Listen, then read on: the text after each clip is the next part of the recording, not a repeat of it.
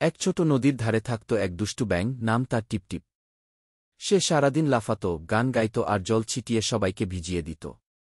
আর নদীর পানির নিচে থাকত এক ছোট্ট রঙিন মাছ, নাম ফিসি। সে ছিল শান্ত আর খুব লাজুক। একদিন টিপটিপ নদীতে লাফ দিতে গিয়ে ফিসির গায়ে জোরে ধাক্কা মারে। ফিসি ভয় পেয়ে লুকিয়ে পড়ে একটা পাথরের নিচে। টিপটিপ বুঝতে পারে সে ভুল করেছে। সে জলে ডুব দিয়ে ফিসিকে খুঁজে পায় আর বলে, আমি দুষ্টুমি করছিলাম, কিন্তু তোমায় কষ্ট দিয়েছি, আমি এটা বুঝিনি। ফিসি ধীরে ধীরে পাথর থেকে বেরিয়ে এসে বলল, তুমি যদি বন্ধুত্ব করতে চাও তবে আমি রাগ করব না, কিন্তু আর হঠাৎ ধাক্কা দিও না।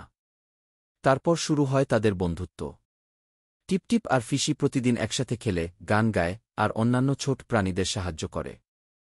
একদিন ঝড়ে নদীর পানি বেড়ে যায়, ফিসি ভেসে যাওয়ার উপক্রম। টিপটিপ ঝাঁপিয়ে পড়ে তাকে এক পাথরের ফাঁকে ঠেলে রাখে, যাতে সে নিরাপদ থাকে। তখন ফিসি বলে, আজ আমি বুঝলাম, বন্ধু মানে বিপদের সময় পাশে থাকা। গল্পের শিক্ষা: বন্ধুত্ব মানে শুধু মজা নয়, একে অপরকে সম্মান করা এবং বিপদে পাশে থাকা।